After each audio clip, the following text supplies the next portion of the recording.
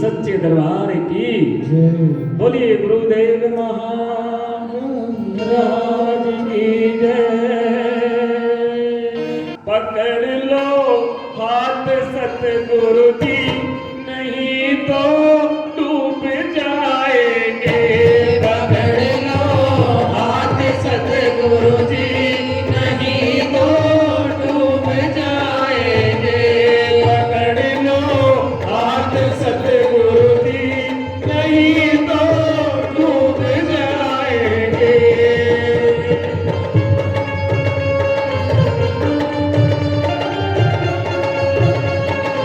ऐसा कोई हाथ ना हो तो बगैर डाली के हो। बोलिए गुरुदेव महाराज की जय हो।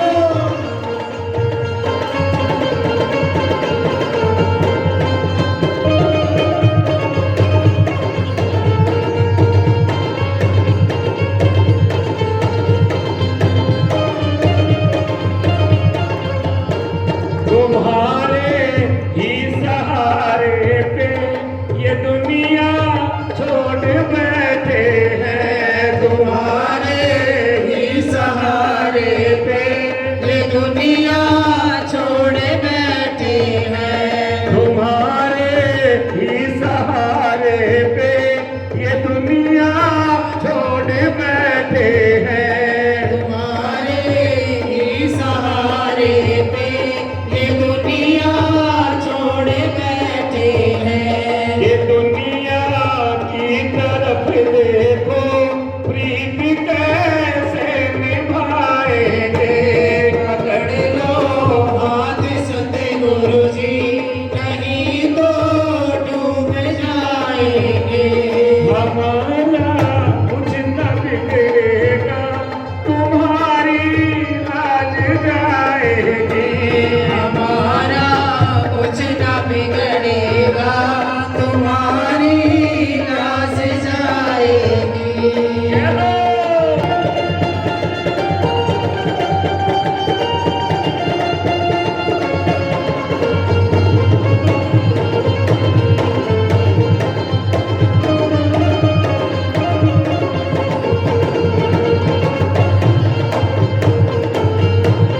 चलो बड़ी है बीच खबर नैया, गुरुजी डूब जाएगी। बड़ी है बीच खबर नैया, गुरुजी डूब जाएगी। बड़ी है बीच खबर नैया, गुरुजी डूब जाएगी। कि भैया आप बन जाओ, तभी तो पार जाएंगे। पकड़ लो हाथ सतगुरु जी, नहीं तो डूब जाएंगे। हमारा कुछ न बिगड़ेगा, तुम्हारी लाज जाएगी। हमारा कुछ ना बिगड़ेगा, तुम्हारी लाज जाएगी।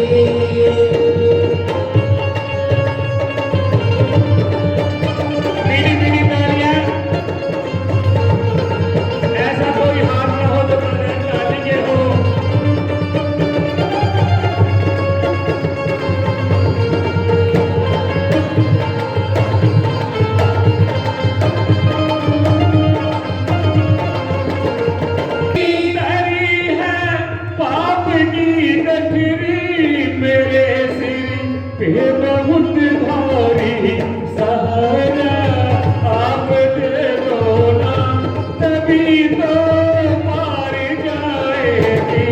पकड़ लो हाथ सतगुरु जी, नहीं तो डूब जाएंगे। हमारा कुछ न बिगड़ेगा, तुम्हारी लाज जाएगी। हमारा कुछ न बिगड़ेगा, तुम्हारी लाज जाएगी। पकड़ लो हाथ सतगुरु जी, नहीं तो डूब जाएंगे।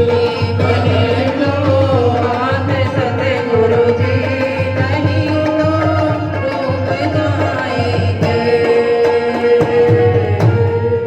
बोलो गुरुदेव महाराज की जय।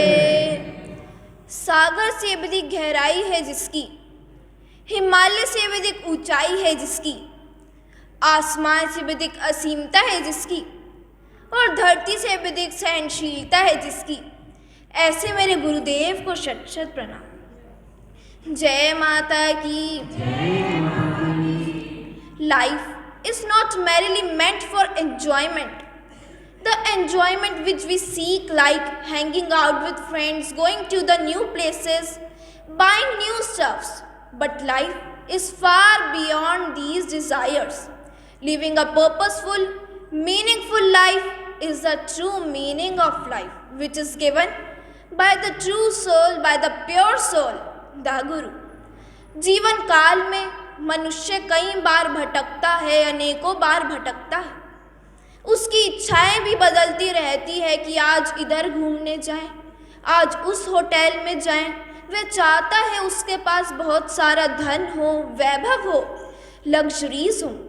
दिन पर दिन समय के साथ ये तृष्णाएं स्वयं बढ़ती रहती है।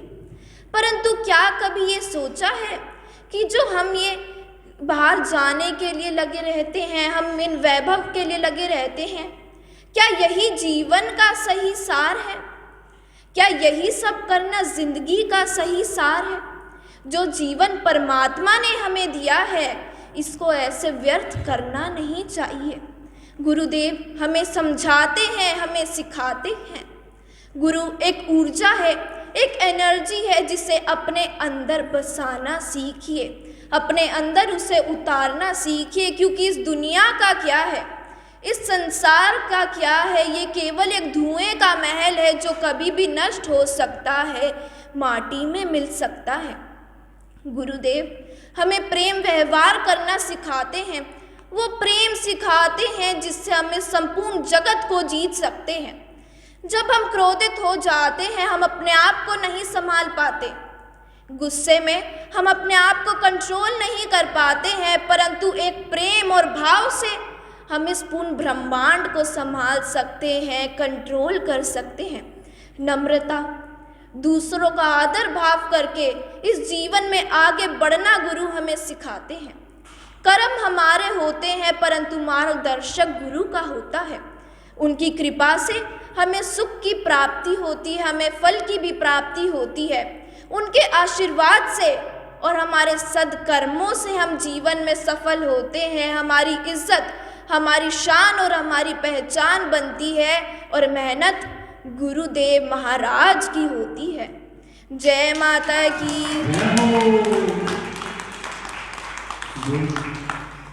थोड़ा संयम, थोड़ा विश्वास रखो, मन में गुरु का वास रखो।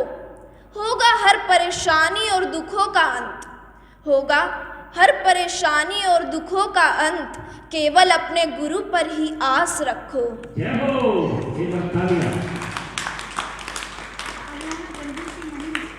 बोलो गुरुदेव महाराज की जय।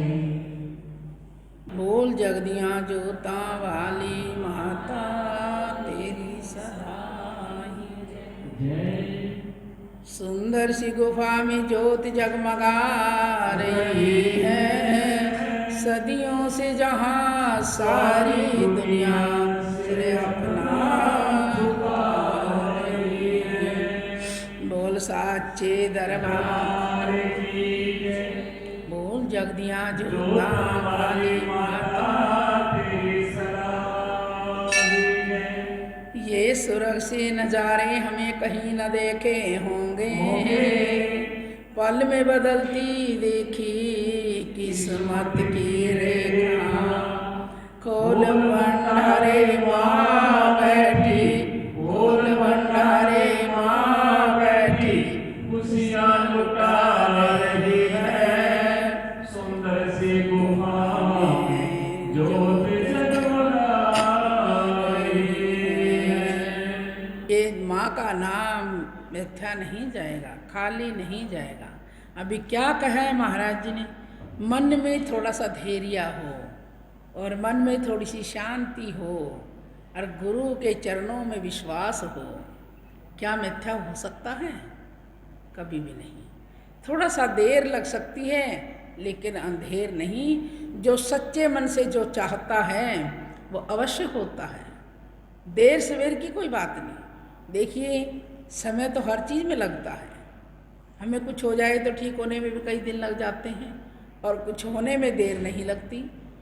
हम उलट सोचने में देर नहीं लगाते, सीधा सोचने में बहुत देर लगाते हैं।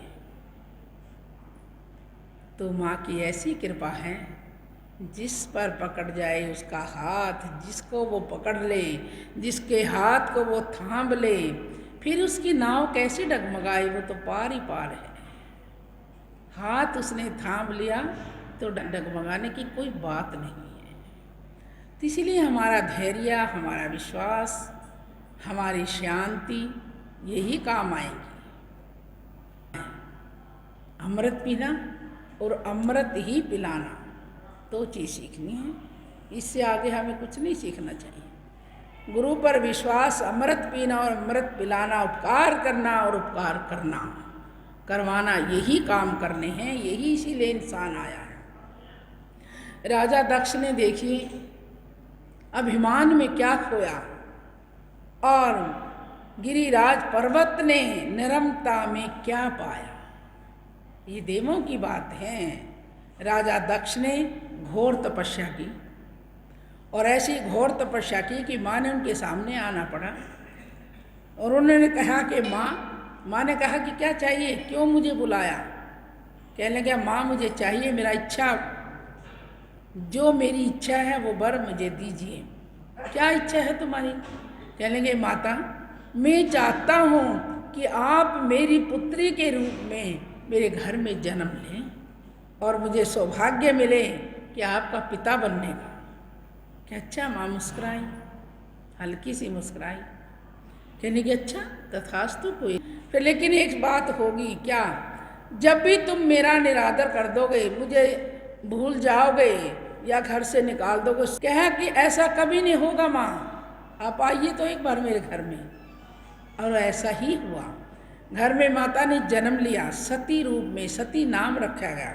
क्यों ऐसा हुआ? जो कि भगवान शिव से दक्ष का बैर हो गया। आखिर में सती का विवाह भी भगवान शिव से हुआ, जिसको वो नहीं चाहते थे। बैर भाव का तनाव चलता रहा। आखिर ऐसा क्यों हुआ कि सती ने दक्ष के हवन में अपनी आहुति देनी पड़ी? क्यों हुआ ऐसा? इसके पीछे क्या राज था? संसार रो रहा है और दक्ष देख रहा है, ये क्या हो गया? उन्होंने कहा कि तूने अपने पिता से इतना बड़ा धोखा जुल्म किया, जो कि मेरे यज्ञ को भंग किया। ना तो संसार में किसी ने ऐसा यज्ञ किया और ना ही होने की आगे आशा है। कहने लगी यही तेरा अहंकार, जिसने मेरा सम्मान नहीं किया, ना मेरे पति का सम्मान किया। अहंकार के वशीभूत दक्ष संभला नहीं। इसमें राज क्या था? देखिए हमारी छोटी सी उंगली जल जाए ना, रोटी बनाते, खाना कुछ बना रहे हैं तो इतना दर्द होगा, सब जगह घूम जाएंगे, कहते मेरी उंगली में दर्द है, जल गई मेरी उंगली में दर्द है, कितनी दवाइयाँ करते हैं। और माता ने कहने में इतना दुख होता है, देखने में तो मेरे ख्याल पता नहीं आदमी उसी समय मर जाए कि क्या देख सकूं, क्या देख रहा हूं। जिस माँ ने सृष्टि के लिए, हमारे लिए अपने जीवन की आहुति दे दी, वो भी जीते जी, कितना बड़ा कार्य है। कहने और देखने में, सोचने में अंतर है। इसके पीछे क्या राज छुपा था? जब माँ जल के भस्म हो जाती है, जलने लगी है, और भगवान शिव उधर से क्रोधित होकर आते हैं, और भगवान विष्णु जी ने जब उरुधन को देखा, अतः अपने सुदर्शन चक्कर से हाथ जोड़कर माता से प्रार्थना करने लगा और सुदर्शन चक्कर से आदेश देने लगा कि माता याद शक्ति, मुझे आप क्षमा कर देना। जो कार्य कोई नहीं कर रहा, मैं अपनी माता पर, आदि शक्ति पर, जगदम्बा पर मैं वो कार्य करने जा रहा हूँ। आसनों के सहित सुदर्शन चक्कर को आदेश दे रहे हैं भगवान विष्णु जी। माँ के शरीर का एक एक अंग छेदन कर किया, जिससे भगवान शिव को छुटवाना था, उस आपत्ति से छुटवाना था। जब वो ऐसे ही रहेंगे इस हालात में, और प्रलय आ जाएगी सृष्टि पर। तो सुदर्शन चक्कर ने बड़ा दुख हुआ, माता के शरीर को छेदन किया, 52 छेद किए, 52 जगह शक्तिपीठ बनाए, और एक एक अंग की पूजा आज होती है। जिस माँ ने अपने अंग को सींच दिया हमारे लिए आहुति दे दी, आज आप कल्याण करने के लिए हम तो एक उंगली भी बलिदान नहीं कर सकते, और थोड़े से दुख में घबरा जाते हैं, थोड़े से दुख में गुरु जी को ललकारने लग जाते हैं, संतों को ललकारते हैं, माँ शक्ति को ललकारते। क्या काम किया? कुछ भी नहीं किया। तुम इतने शक्तिशाली हो तो फिर दर दर क्यों जाते हो? उस कार्य को घर में बैठ कर करो। दुख को भी मेरे बच्चे सहन करना सीखो। दुख ही तुम्हें अनुभव कराता है संसार में चलने का। दुख के बिना कोई भी पार नहीं हुआ संसार में आज तक। दुख ही सुख का अनुभव कराता है, दुख ही जीवन का अनुभव कराता है, दुख ही चलने का मार्ग दिखाता है। जिसके जीवन में दुख नहीं आया उसे कभी चलने का पता नहीं लगेगा। थोड़े से दुख को देखकर बौखला जाते हो। दुख सुख तो साथ चलेगा, साथ बिल्कुल, ये कभी नहीं भूला जाता। क्या कहते हैं? अरे अपने दुख में रोने वालों, उंगली जल गई तो रोने लगा, और घर घर में दवाई और दवा की यादाश्त करने लगा। मेरे को दवाई बांधो, अच्छी सी दवाई दो, मेरी उंगली में दर्द है। अरे अपने दुख में रोने वालों, मुस्कुराना भी सीखो। अरे अपने दुख में रोने वालों, मुस्कुराना भी सीखो। और दूसरे के दुख दर्द में, अरे दूसरे के दुख दर्द में आंसू बहाना सीखो।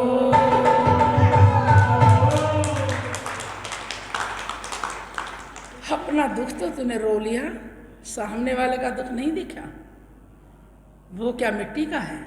नहीं, पहले वो दुख तेरा है, अपने को भूल जाओ, अपने में हंसो, और दूसरे के दुख को बंटवाओ, रो करके उसे समझाओ। हम अपना ही अपना चाहते हैं, ऐसा नहीं। जय माता की। तो माता सती ने अपनी आहुति हवन में देनी पड़ी। भगवान विष्णु जी ने इतना बड़ा कार्य करना पड़ा जो सुनकर भी दिल दहलता है। और माता ने इसके पीछे क्या राज छुपा था?